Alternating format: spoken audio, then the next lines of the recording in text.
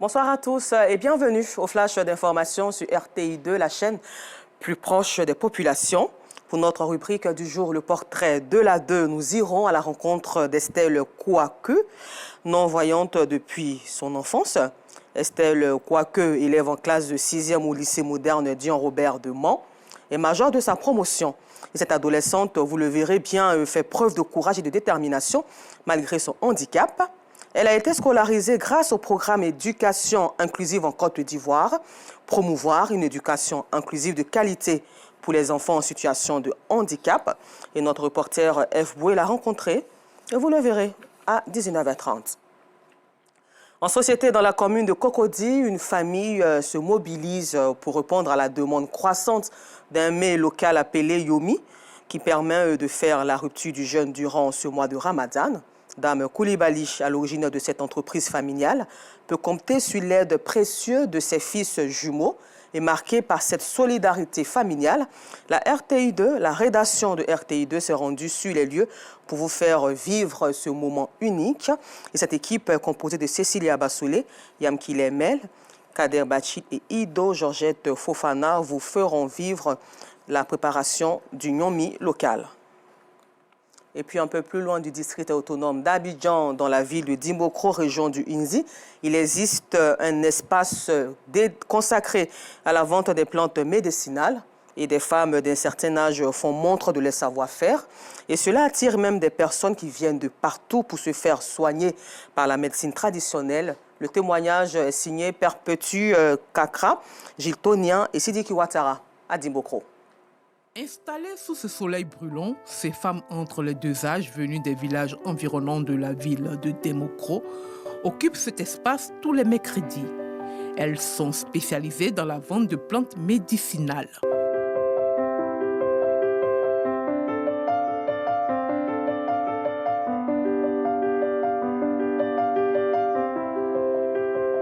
Je soigne les femmes et puis par lui, je fais pour les enfants.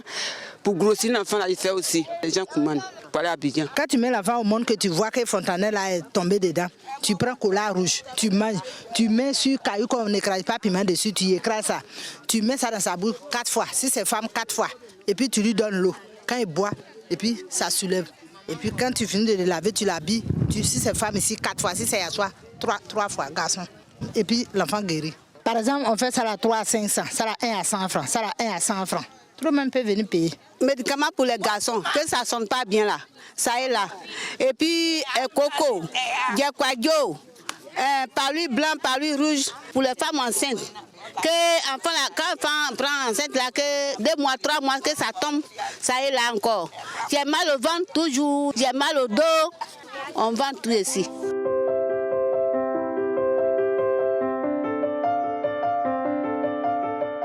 L'efficacité de ces plantes et leur coût abordable attirent bon nombre de personnes en quête de guérison.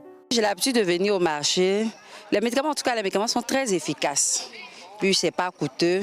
Puis, ça arrive à nous soulager, ça arrive à nous guérir. Quand on voit nos moments, qu'on dit « Ah, aujourd'hui, j'ai pas bien dormi, j'ai tellement mal à la tête. » Et puis, elle donne des médicaments adéquats pour ça. Et puis, bon, quand on utilise aussi, ça va.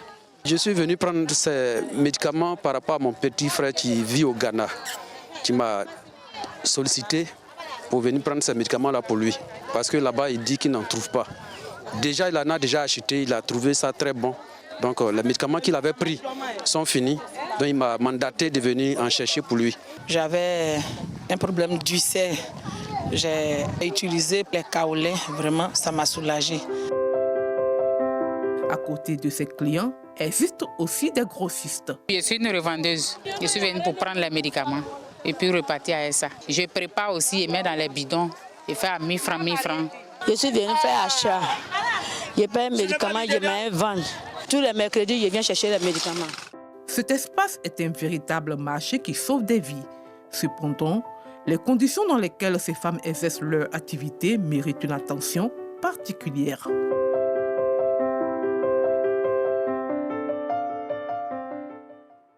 Hors de la Côte d'Ivoire, dans un autre registre, le contrat du siècle négocié entre la RDC et un consortium d'entreprises chinoises n'est toujours pas à l'avantage de l'État congolais. Conclu donc en 2008 sous Joseph Kabila, Il a été renégocié l'an dernier. Le gain devait être de près de 4 milliards de dollars supplémentaires. Mais la société civile estime que cette négociation bénéficie davantage à la partie chinoise qu'à l'État congolais qui aurait enregistré 132 millions de dollars de manque à gagner. Et puis, pour terminer, sachez que le chef du gouvernement guinéen, Amadou Ouri Ba, a annoncé ce mercredi à la presse un référendum et des élections présidentielles et législatives en 2025, année pendant laquelle le retour à l'ordre constitutionnel sera effectif dans le pays, après que la junte au pouvoir depuis 2021 a manqué à son engagement de rendre le pouvoir aux civils en 2024. Merci et rendez-vous à 19h30 pour le temps d'information complet.